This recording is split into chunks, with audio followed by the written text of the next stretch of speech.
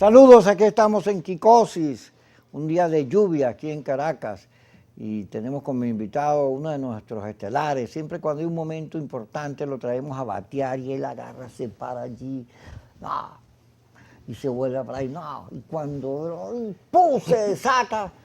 Fuera del estadio. Y la bota.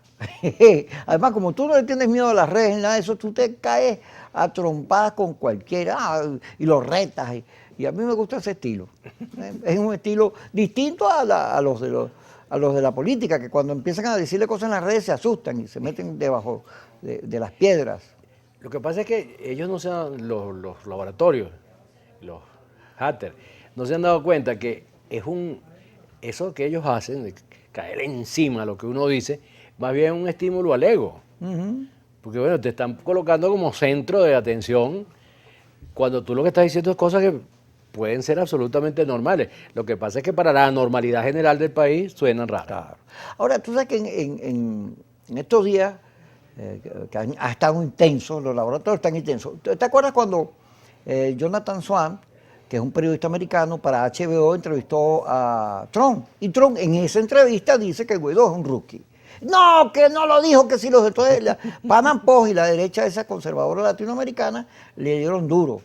Y salió el laboratorio que tiene Guaidó a decir, no, Trump está con nosotros. Pero ahí se evidenciaron quiénes estaban con quién, porque gastaron toda la pólvora en Zamuro. Así es. ¿Tú has leído lo de Trump?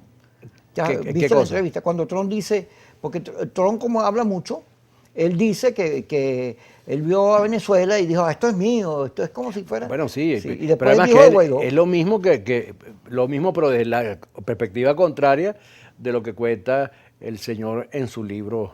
El bulto, claro. Claro. Ahora, ¿por qué no? Fíjate, el señor de El Salvador se metió con el ejército a la Asamblea Nacional y dijo a los diputados, o votas el presupuesto o te meto O quién preso. sabe qué puede pasar. Sí. El señor Bolsonaro, que es como su nombre lo indica, ahora dice que se opone a la utilización de la máscara y llama a la rebelión contra la mascarilla.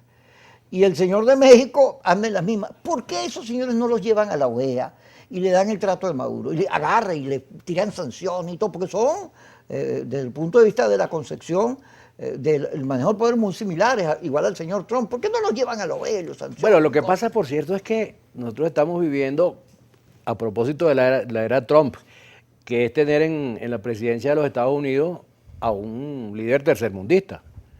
Porque Trump es un líder tercermundista, no se parece en nada a un presidente de los Estados Unidos. Bueno, la enorme influencia que tienen los Estados Unidos en la política mundial ha traído como consecuencia que se reproduzcan los clones. Entonces, en todas partes aparece un aspirante a Trump. Y el que no es un aspirante, de alguna manera se le parece. Bueno, y eso se ha convertido en una especie de moda. Y tú ves que tú comparas el liderazgo mundial de esta época con el de hace 20, 25 años, bueno, la diferencia es abismal. Entre otras cosas, tienes aquí al señor que tienes en España, a diferencia a Clinton en los Estados Unidos, es decir, y a Felipe González en España.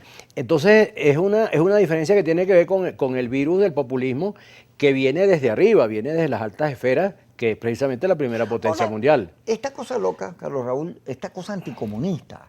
Tú oyes a Carla Angola, mi mamá Carla Angola, no, los comunistas, Trump. Y entonces esa secuela de gente que dice que Trump es su ídolo, que Trump, sálvanos, le prenden vela. Claro, es que es el primitivismo, porque acuérdate que el alma humana es muy frágil. Y cuando tú vives en un país como nos tocó vivir a nosotros, donde predominaba el equilibrio, de los políticos eran muy políticos, eran ponderados, sabían lo que estaban diciendo, se cuidaban de las palabras. Bueno, aquello que decía Isabel la Católica, que dice, yo no tengo por qué decir verdades, yo digo lo que convenga al reino. O sea, si tú eres un jefe de Estado, tú no tienes por qué andar cantándole la verdad a nadie. Tú lo que tienes que decirle lo que preserve el orden democrático en el que estás viviendo. Bueno, pero ahora es que con Trump y con esas y Chávez, por cierto, ¿no? Que es una especie de precursor de Trump. Como el guía espiritual, el modelo. Sí, es el creador del estilo. Realmente el creador exitoso, porque había aquel presidente Guacarán. Guacarán, que fue un fracasado, pues lo que duró fue 8 meses. Pero el verdadero precursor de la hora loca en política es nuestro Barinés preferido. Y yo me atrevería a pensar que a lo mejor Trump estudió la trayectoria política de Chávez y lo imitó, porque es que son idénticos. Mira, últimamente, ahorita en estas largas etapas de reflexión que da la pandemia, me he puesto a comparar los estilos, la manera de hablar. Oye, se parecen como 2 gotas de agua, con diferencia de melanina, pero el estilo es el mismo. El irrespeto por las instituciones, el egocentrismo enfermizo, son exactamente los mismos. Es decir, bueno, en estos días leí un importante de esos pensadores actuales, creo que fue un alemán, no voy a mencionarlo aquí, que dice que se puede decir que en los Estados Unidos en este momento la democracia está atravesando el peligro más grave de su historia, la democracia de los Estados Unidos. Y es así, porque otros dicen que ya en Estados Unidos no hay democracia, son los exagerados, pero de que hay un peligro para la democracia lo hay. Bueno, George W.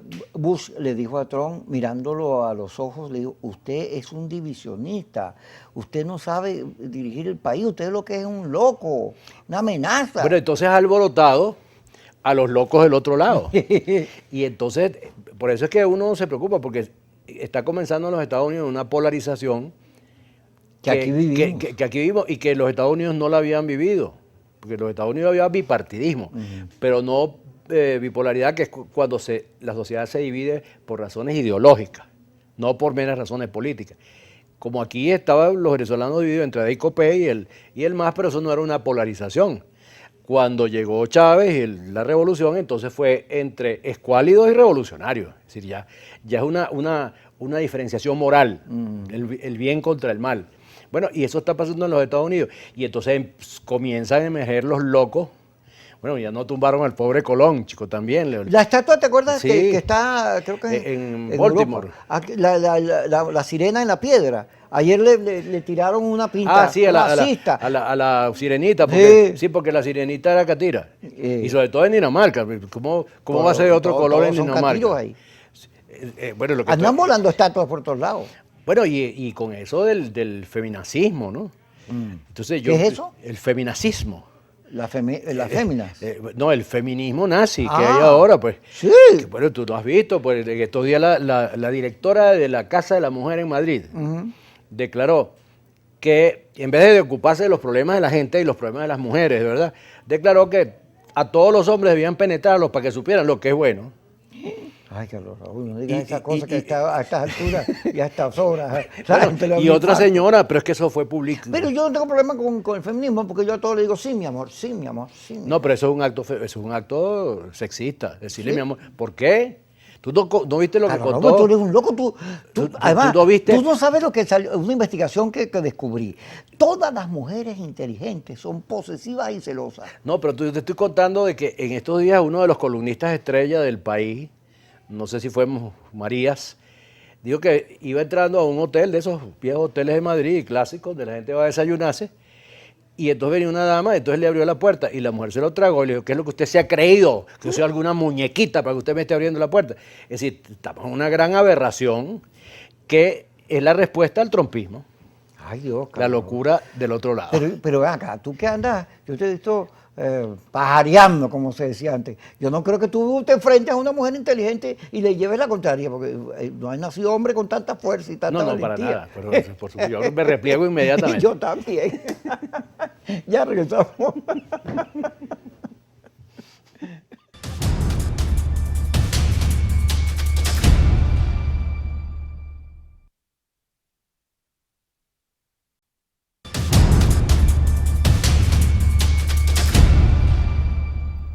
Carlos Raúl, volviendo aquí a la realidad esta nuestra, que es más fuerte que la ficción. La realidad venezolana supera la ficción años luz. Sí. Fíjate, el fin de semana, Padrino López repite eso que Diosdado decía cada rato, no van a gobernar nunca. Mientras estemos aquí en la Fuerza Nacional Bolivariana, pues no regresa. Pero yo creo que le estaba hablando con Leopoldo López. O sea, claro. Estaba hablando con Leopoldo, porque Leopoldo López pone como éxito toda esa agarradera de plata que que ellos han logrado, incluido el oro. Ellos han Ese es el logrado gran confiscar. éxito. Sí, ese es el gran éxito. Pero ellos tienen mucha fuerza afuera, sí, como no un poco de países que lo respaldan, el señor Trump. Pero aquí internamente Maduro les ha ido dando muy duro. Les quitó los partidos, los tiene como acorralados. Entonces Leopoldo López dice, esa elección es una estafa. Y yo, pero si esta es una estafa, la salida de fuerza, el mantra, ¿qué es? Ahora, el fin de semana estuvo para una serie de Netflix, porque ocurrieron cosas apasionantes. Primero que un viejo sindicalista, a mí no me gusta nombrar mucho a las personas, ¿no? Un viejo sindicalista que está exilado. Carlos Ortega. Yo no sé, yo no quiero él decir. Escribió, yo no quiero decir el nombre de nadie. Maduro está a punto. Bueno, aquí están cocinando una negociación y de un momento a otro Maduro lo hacen ir. Primero, yo dije, bueno, ¿qué será esto, no? Después viene Alberto Rabel y dice que para que haya la deseada invasión militar, tiene que primero haber una rebelión popular, o sea, otra matazón. Matazón detrás de matazón. Yo dije, ya van dos. Después sale Leopoldo y dice que esto es una estafa y además que llama también a la rebelión. Entonces ya me estaba dando un tufillo de que algo hay por ahí, ¿no? Y luego sale Guaidó en un video diciendo que van a salir del gobierno rápidamente, que decir que los venezolanos muy pronto nos daremos cuenta que estamos en otro país. Bueno, y esos son los capítulos de Netflix. El último es el ministro de la Defensa dando una respuesta, bueno, porque son un conjunto de amenazas de carácter militar, ¿no? Van a salir, va a haber un golpe de Estado, una invasión, un levantamiento popular, y le da una respuesta militar. Lo que entonces termina de completar el fin de semana ese de alta tensión que vivimos. Ahora, en primer lugar, a mí lo que me convenció todo ese episodio de la serie es que, en primer lugar, yo quisiera vivir en un país donde no se estuvieran anunciando catástrofes. Ni terremotos sociales, ni golpes de Estado, ni mucho menos invasiones. Y quisiera un país donde el ministro de la Defensa no opine de política, porque ese no es su trabajo.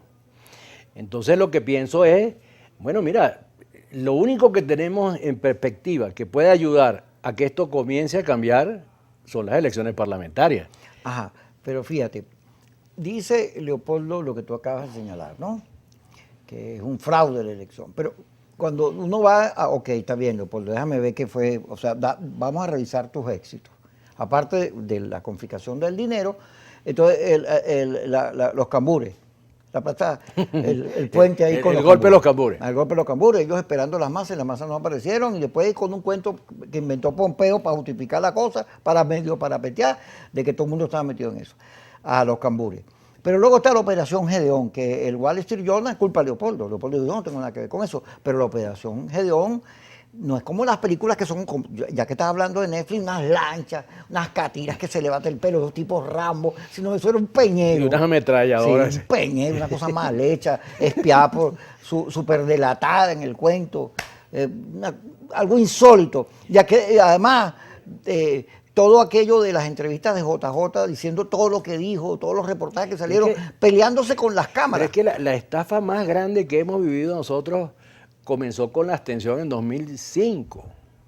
Esa es la estafa más grande, porque habernos retirado de esas elecciones permitió que nombraran el Tribunal Supremo y el Consejo Nacional Electoral que les dio la gana y reformaran los circuitos electorales. Después la estafa se paró un tiempo y volvió con la salida del 2014, por la que está preso lamentablemente el propio... Sí, porque no debería estar preso. Pero además una cosa que le costó al país 40 vidas. Entonces, esas son las grandes estafas, eso que tú dices, la Operación Gedeón, que es una cosa ridícula. Si estamos hablando de cine, es una cosa de película muda.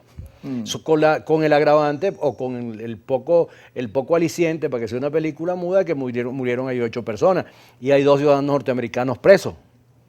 Es decir, que siempre en esas comedias, que yo llamé a esto la comedia insurreccional, que comenzó con la autoproclamación presidencial y que ha terminado por el momento en la declaración de estafa de ayer y el video de Guaidó. Es decir, eso ha sido una comedia insurreccional, pero lo malo de esa comedia es que mucha gente se ríe, pero hay gente que se muere, gente que termina presa, y eso es lo que hay que terminar. Y por eso te digo, yo quiero un país donde el ministro de la Defensa no tenga que estar respondiendo a amenazas militares y además que no lo haga, entre otras cosas, porque su trabajo no es ese. Entonces yo quisiera que las elecciones sirvieran para iniciar la construcción de un nuevo sistema político. Ahora, fíjate, el liderazgo político, después de todo lo que pasó, porque fíjate, yo me puse a pensar, ¿por qué Maduro? ¿Te acuerdas que cuando se estaba cogiendo el CNE, se dijo, bueno, una lista que la haga la Asamblea Nacional y de ahí se coge, vamos 72 horas, pero de repente aquello cogió rápido y designaron el tribunal, a los 2 días se llevaron por medio a AD y a Primero Justicia, todo muy rápido, ¿no? Digo, ¿cuál es el detonante de esto? Yo pensé que era que en la semana que estaban discutiendo la integración del CNE se habían metido los americanos y algo hicieron, dije yo, como estos son antiimperialistas, algo hicieron ahí que les molestó. Pero resulta que es que las encuestas aparece Guaidó con 12 puntos. Sí. Y entonces, claro, cuando el gobierno dio las encuestas y lo vio tan débil, dijo, ¡ay! Ahora baja. Pero fíjate tú que yo tengo la información, yo no voy a decir de muy buena fuente, porque eso ya se ha hecho ridículo, ¿no? Pero tengo una información muy directa, es que el doctor Maduro se enteró no solamente de la caída de Guaidó en las encuestas, ¿no? Sino que al mismo tiempo ellos tenían un interés particular en el G4, porque más que con la mesita. Fíjate que el gobierno abandonó la mesita, Jorge que hábil es, maquiavélico es, como diría un amigo mío, más maquiavélico y se muere. Él usó la mesita, con eso se fundó la unidad posible y el entendimiento, y después cuando vio la menor oportunidad se fue corriendo a buscarse al G4, porque el G4 es el que tiene las sanciones según una óptica acertada. Y lo hicieron 2 veces, 2 veces dejaron a la mesita entendiendo, y las 2 veces el G4 le dijo que no por directiva del norte. No señor, no va por ahí. Bueno, entonces se salió el G4 y tuvo que volver a pactar entonces el gobierno con la mesa. Y ahí está el resultado. Por eso es que las cosas ocurrieron así. Fíjate que en un momento dado, cuando Jorge se voltea hacia el G4, se nombra la comisión de postulaciones y se inicia la discusión. Cuando reciben la directriz del norte de que eso por ahí no es el camino, dejaron eso de ese tamaño. Lo que produce que el Tribunal Supremo, como ellos están empeñados en hacer elecciones y tienen razón, y hay una parte de la oposición que quiere también las elecciones con razón, bueno, decidieron, vamos a matar esta culebra rápido y vamos a nombrar el Consejo Nacional Electoral, que por cierto quedó bastante equilibrado. Y bueno, la presencia ahí de gente como Rafael Simón, que es ampliamente conocido, que es además un tipo combativo, y el señor Gutiérrez. Quédate en el ISPA, ya vamos a regresar. Pero el doctor Gutiérrez, que también es un hombre que sabe de cuestiones electorales. Yesenia te va a pegar, ¿no? ¿No estás viendo? Mira, ¿qué te está haciendo? No, porque yo no la estaba viendo a ella. Bueno, desgraciadamente estaba viéndote a ti. Pero yo sí la veo, porque además, como ella es una mujer bella e inteligente, yo hago lo que ella dice. Así que vámonos para el corte y Carlos Raúl ya vuelve. ¿Vamos para dónde? Para el corte.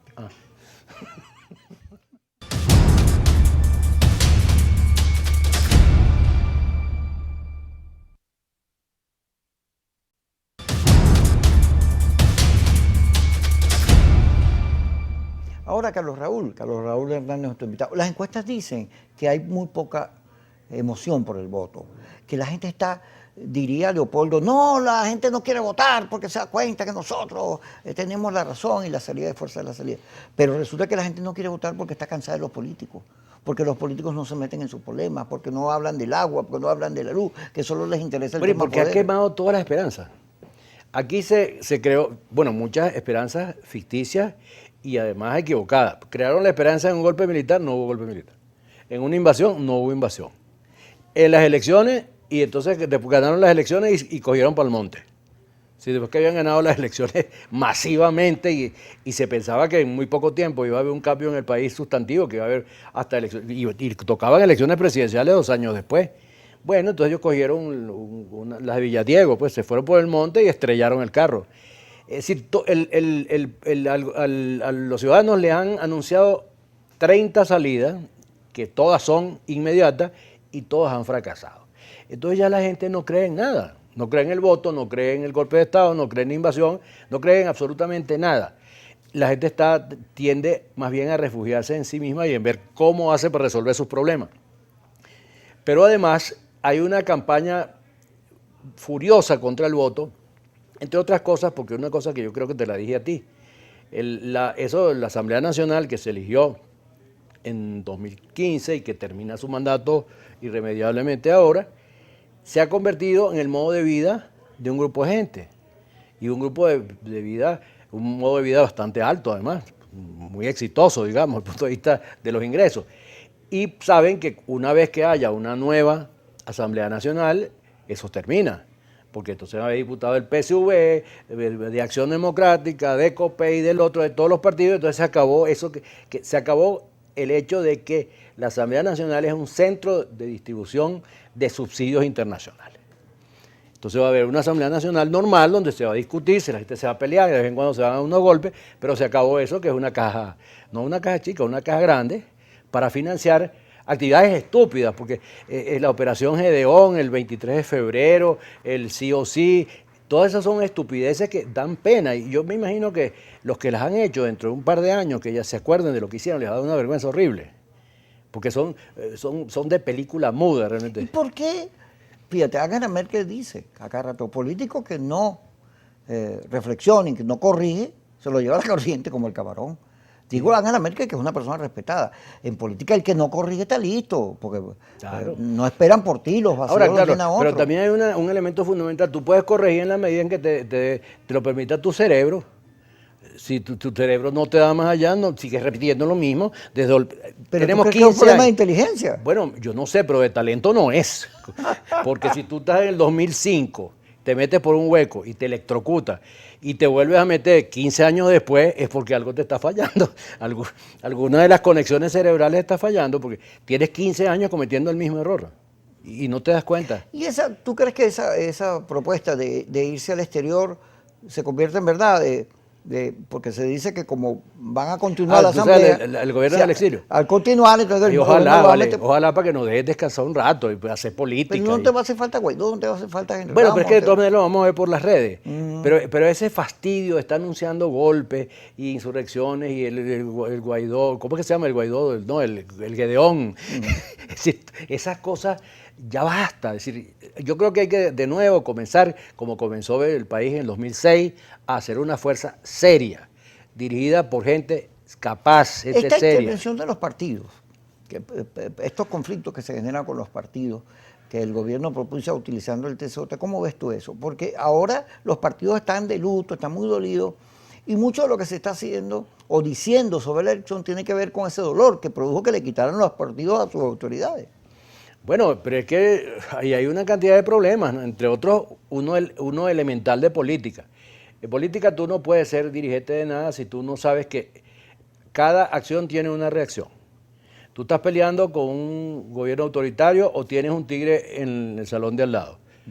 Si tú actúas de una manera feroz con el tigre, te llevas las de perder.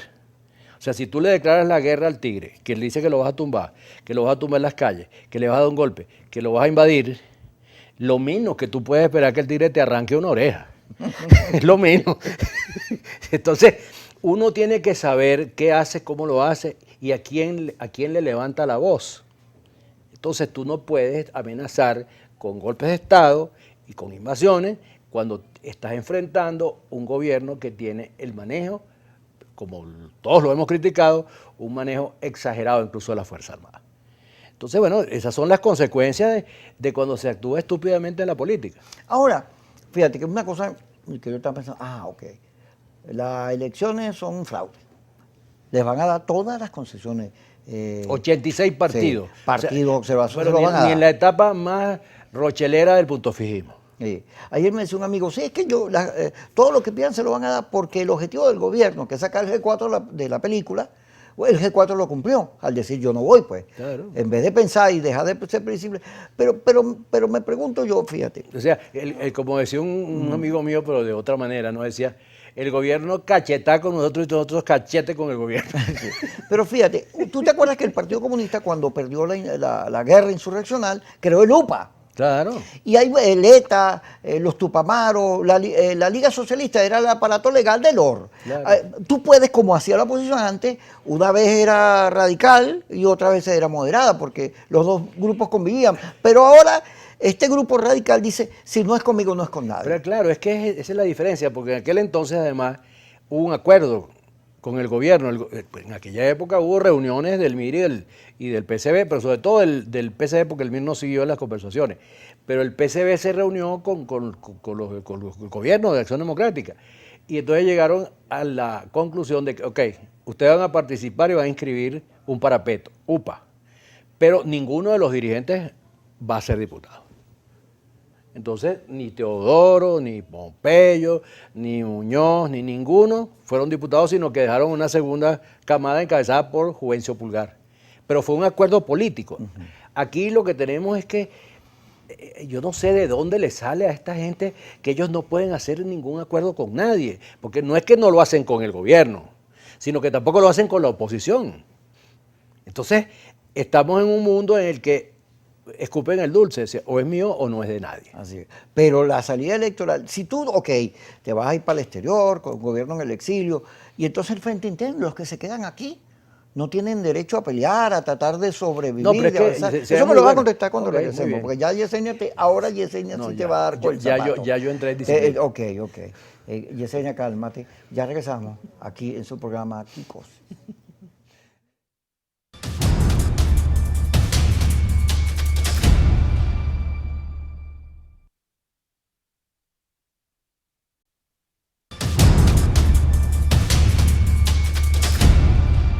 Fíjate, Carlos Raúl, durante 20 años la oposición ha discutido votar o no votar. Primero Justicia se dividió, ¿te acuerdas? Claro. Por el tema este. Ahora tiene este conflicto fuerte por la misma razón. Una cosa que dice, bueno, pero no puede ser que no se entienda claro que, bueno, si tú tienes dos posiciones, porque votar y no votar son dos posiciones distintas, muy distintas. Son premisas conceptuales muy distintas. Porque si tú quieres una salida de fuerza, bueno, eso tiene unas implicaciones, como tiene la salida electoral. Ahora convives porque al final de cuentas compartes el mismo adversario. Pero aquí resulta un momento en que hay una de las partes que desconoce, no solo el gobierno, sino desconoce a los que quieren votar. No, aquí se hace lo que yo digo. Yo fracasaré 1000 veces, me daré golpes contra la pared, pero yo conservo la dirección, no la cedo, a pesar de los errores. Y entonces, ¿qué hace uno? Se la cala. Pero es que incluso el problema es que no hay tal dirección. Lo único que tiene ese sector de dirección es su vínculo con el gobierno de Trump, es más nada. Pero dirección, ¿dónde están las encuestas? ¿Qué dicen las encuestas de esos partidos? Que no existen. En general los partidos están todos prácticamente reducidos a la nada. Y entre ellos los partidos... ¿Por qué eso no se discute? ¿Por qué? Fíjate que es una cosa, ok, está bien, tú tienes tus redes, pero ¿para qué utilizas las redes para evitar la discusión si la discusión es la única cosa que te puede salvar? Que tú consigas, mira, vamos a meternos por aquí. Porque ellos no saben de política. ¿Quién? Esos señores que nos han dirigido. ¿En serio? Pero si vamos a la prueba del examen, los exámenes que han presentado en 20 años todos han salido raspados. Si supieran de política hubieran ganado algo. Ay, Dios. Sí, o no, no es así. Uno presenta examen en la realidad de política y todos los políticos ganan o pierden, pero si tú pierdes sistemáticamente, tiene que ser que algo te está fallando. Y si no eres capaz de rectificar, pues peor aún. Y si estás cometiendo los mismos errores de hace 20 años, pues yo creo que es mejor que te vayas para tu casa, porque tú lo que estás es comprometiendo, eres una especie de sarcoma que se lleva las energías de cambio de la sociedad, porque tomas esas energías, creas una ilusión, tienes el 80% de la gente a tu favor, sales a la calle y la gente te ve y te abraza, y a los 3 meses lo estás metiendo en una estafa, y después en otra, y después en otra, y encima no lo reconoces ni haces ningún acto de contrición ni propósito de enmienda, sencillamente tú estás operando como un sarcoma que se chupa las energías de esa sociedad, y es lo que ha venido ocurriendo y ocurriendo y ocurriendo. Yo recuerdo en enero de 2016, aquí la gente bailaba en las calles, de la felicidad de todo el mundo. Alegría. Y entonces eran tan irresponsables que entonces decían, lo vamos a sacar a Maduro con cualquier método. Entonces empezaron a discutir los métodos. Vete tú mira, es una cosa de un grado de ridiculez que no tiene nombre. El método para sacar a Maduro. Entonces, exacto, como si fuera una cuestión metodológica. Una investigación de primer semestre de la Escuela de Sociología. Bueno, ¿y qué pasó? Acabaron con todo lo que teníamos, con todo lo que habíamos acumulado ¿Cómo de ve al poder. gobierno? Porque el gobierno ciertamente se ha mantenido, ni con Trump han podido sacarlo, pero el país está vuelto un desastre. Bueno, No hay agua, no hay luz. es que es lo que yo siempre he dicho. El peor enemigo del gobierno es el gobierno mismo. Y su mejor aliado ha sido la oposición. O sea, Maduro se sostiene gracias a la oposición. Es una cosa rarísima, pero así es. Mira, yo recuerdo que en 2016, lo he dicho muchas veces, yo conté 22 declaraciones de dirigentes del PSUV cuestionando a Maduro como consecuencia de la Cuando derrota. se perdió. Ahora, cuando empezaron con las estupideces esas del primero el referéndum revocatorio, después que lo iban a sacar en las calles y la hora cero, aquella locura, bueno, el chavismo se unificó. Sobre todo con la amenaza del imperio.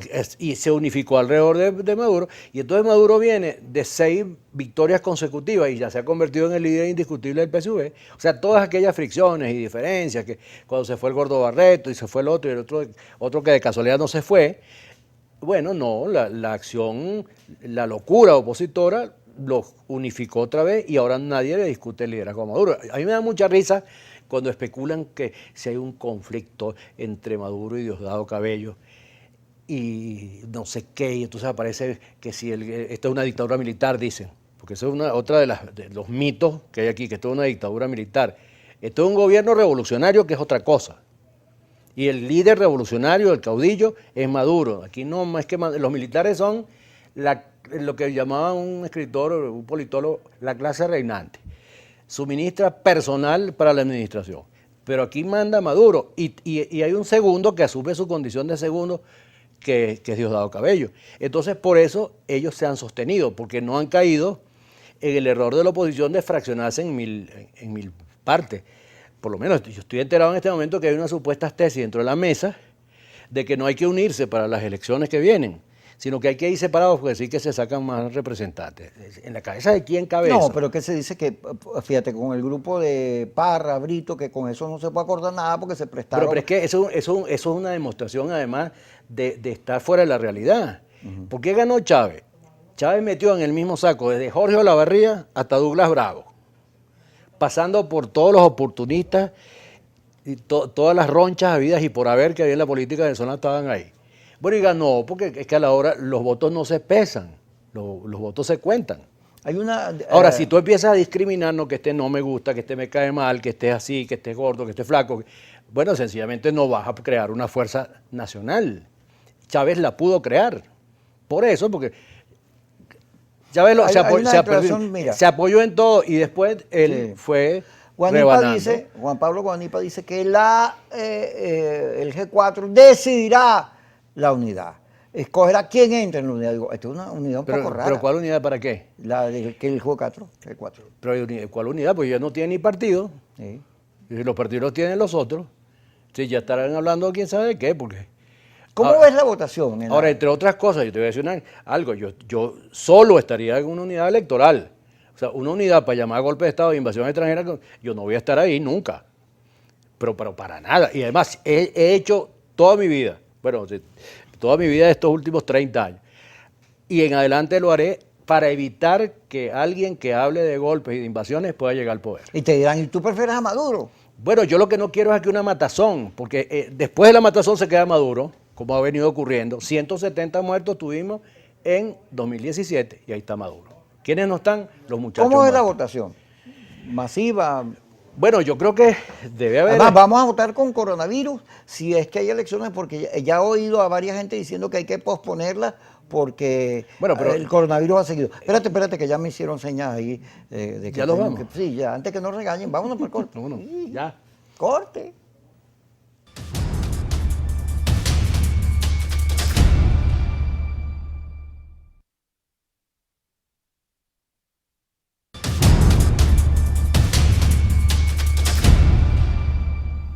Fíjate, Carlos Raúl, todas las encuestas hablan de muy baja intención de voto. Bueno, porque todavía está el luto y la cosa de los partidos y la situación compleja y rara. Pero hay quienes sostienen que, leía Caleca, Capriles también lo ha dicho, que con coronavirus, Lady me dijo, oye, pero es que aquí en el Táchira está entrando coronavirus por todos lados. Entonces, hacer elecciones con coronavirus, con baja tensión? ¿No es mejor darle un tiempito a eso?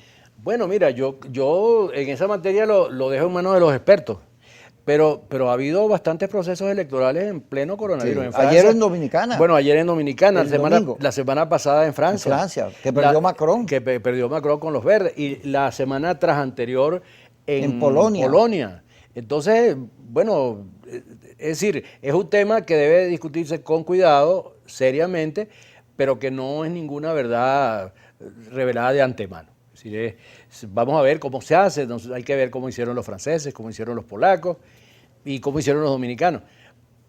En esa materia, eso, ¿no? Pero por otro lado... Pero viste que el cronograma está apretadito, los 14 días nada más de campaña. Sí, es muy corto. Además, las inscripciones comienzan el mes que viene. Mira, por ahí me dio un pajarito que te estaban lanzando. No, por el circuito donde vive. No, yo creo que me quieren lanzar el penthouse de mi edificio. Yo oí. Del piso 60 de la torre del Parque Central. Pero a ti te va mejor, a mí es que me quieren lanzar para el Guaire. No, hay que ver. Yo creo que puede haber una alta abstención, pero yo creo que esa sensación de abstención que uno vive es básicamente en las redes y en las clases medias. El electorado de los sectores populares es muy distinto al de las clases medias. Es un electorado pragmático, que no cree en esos pajaritos grávidos, ni que fulano es malo, el otro es corrupto, el otro se vendió. Todos son malos. Es decir, no, los sectores populares, si consiguen a alguien que los convenza de que es una posibilidad de una vida mejor, se van por ahí. Y gracias a Dios no son como las clases medias, que tienen el defecto de creer que saben de política, y son los sectores de la sociedad que menos saben de política. Pero la clase media en el país ha peleado bastante, oye, gracias. No estoy diciendo que no haya peleado, pero hasta ahora lo que ha hecho es pelear muy mal. Es decir, pero hay unas marchas, aquí hay una pelea cívica muy hermosa. Pero es que eso es una belleza. Claro. Yo lo digo, la eficacia del tema político concreto, que es ir a los procesos electorales. ¿No es la dirección la que se equivoca o son las masas? Bueno, no, es que yo creo que ese liderazgo sin entrenamiento, que llegó ahí, saltó y de repente se vio dirigiendo movimientos nacionales para los que no estaban preparados, creo que se le fue el conejo para el monte otra vez. Es decir, no tenían el sentido político necesario y la experiencia necesaria para dirigir un movimiento tan importante como el que hubo. ¿Qué viene ahora? Porque tú dices, bueno... Pero es que tú no me dejas terminar las ideas. Sí te dejo. Tienes fregado. Tú siempre me dices eso. No me dejo. Yo hablo aquí a todo el mundo y tú me has impuesto ese remoquete. Y aquí dice lo que te dé la gana. Pero está herido. No, porque siempre me lo dicen. Que tú, y pero hablas como un perico. Es que iba a hablar de la abstención. Habla. No, que te iba a contar, porque me has preguntado 2 veces la abstención. Yo creo que hay la posibilidad de que hay una abstención importante, sobre todo en las clases medias. Ahora también los partidos políticos que van a participar deberían hacer su esfuerzo en los sectores populares y bajar a los sectores populares, no quedarse en la nata como puede haber ocurrido en otras ocasiones, ir a los sectores populares que no están con esas tonterías que tienen algunos grupos de los sectores medios, que no todos. Bueno, porque hay una poderosa clase media, muchas ONG y organizaciones sociales que están llamando a votar. Claro que sí. Fede Cámara está llamando a votar. Sí, bueno, que muy bueno además, porque hace poquitos años la cosa era totalmente al revés. Estaban llamaron a la derrota de Falcón. Y bueno, se la facilitaron bastante la derrota, ¿no? Ahora, ¿qué le pasa a una clase política que no discute, que no revisa, que no corrige, que se cree poseedora eterna de la verdad y además termina asumiendo la confrontación, que es el esquema del adversario como el suyo? Bueno, porque es que es decir, el único verdadero entrenamiento de la política son los partidos políticos. El partido político es una carrera que tú haces desde chiquitico hasta que llegas a las altas esferas. Y entonces tú empiezas, militas en el liceo, después pasas al comité local, al regional, después pasas a una dirección sectorial, después a la nacional, y ahí tú vas aprendiendo cómo convivir con otros que se sienten iguales o superiores a ti. Entonces tú aprendes a oír. Y aprendes que hay unos que son jefes y que tanto el jefe como el subordinado están en condiciones de discutir porque pertenecen a un organismo colectivo. Pero un señor que se levantó una mañana o una señora y le ha metido en la cabeza de chiquito que va a ser tiene que ser porque sí, presidente de la República, porque es más inteligente o es más capaz que todo el mundo. Por supuesto no tiene ese training de venir desde un liceo hasta la universidad y después a la vida profesional llevando palo de los partidos, porque los partidos son unos grandes centros de tortura. Sí, ahí tú, el día que tú dices, mira, a mí me gustaría ser reina de carnaval, te cae encima un gentío que también quiere. Entonces, la enseñanza del partido es cómo tú sobrevives en medio de aquel nido de víboras. Es verdad. Y llega, ¡pum! Política es dura. Sí, entonces, pero quien no tiene ese entrenamiento, sino que está acostumbrado que mami y papi siempre le dijeron, tú eres el mejor, o tú eres la más bonita, tú tienes que ser, Venezuela se hizo para ti. Bueno, entonces no aprenden a razonar cómo se consiguen los votos y no aprenden lo fundamental en la política, que es cómo yo juego sin apostarlo todo a una sola operación, sino que pierdo pero quedo con un capitalcito. No hay olín. No. Y entonces resulta que estos dirigentes políticos que hemos tenido o que les ha tocado desempeñarse, están permanentemente jugando el resto. Y creen que eso es así. Y ahora, la última oportunidad, y juegan todo. Y pierden y quedan arruinados. Y arruinan a la oposición. Porque la oposición ahorita no tiene nada de lo que tenía hace 5 años. Ni concejales. ¿Tú sabes cuánta gente quedó desempleada por la gracia de no ir a las elecciones de alcaldes? Bueno, alcaldes, gobernadores, consejos municipales y legislatura. 70.000 personas quedaron sin trabajo. Y tú vas al interior y los dirigentes, los cuadros de los partidos, a veces no van a las reuniones porque no tienen para pagar una camioneta. Esa fue la gracia de no ir a las elecciones de concejales. Y si no van a las elecciones parlamentarias, van a continuar destruyendo esa maquinaria de gente que se ha sacrificado por defender la oposición. La abstención. Yo comentaba en la radio que nosotros, cuando estábamos en las universidades, que éramos líderes estudiantiles, estos que nos gobiernan eran abstencionistas. Sí. Y tú ganabas el centro de estudiantes con 2 votos y hacías tu gestión con 2 votos. Claro. Porque, que no estás legitimado. Eso es un puro cuento. Tú ganaste, así sea por voto y ganaste. Y no hay un estudio de la Universidad de Harvard, tú que le metes mucho a esas investigaciones, 97% de los procesos de boicot, de no llamado a elecciones, han fracasado. Bueno, yo el dato que tenía es de que 93% de las dictaduras han caído como consecuencia de procesos electorales. Así es, todo lo contrario. 93%. Es decir, el boicot no sirve para nada. Ahora, yo estoy seguro que ellos lo saben, porque ¿cuántos años tenemos diciendo el mismo cuento? Nos han salido canas. Bueno, pero resulta que la Asamblea Nacional es un centro de distribución de subsidios internacionales y eso vale mucho. Así es. Gracias, Carlos Raúl. Buen programa, más rapidito. Ya, yo casi ni hablé. Pobrecito.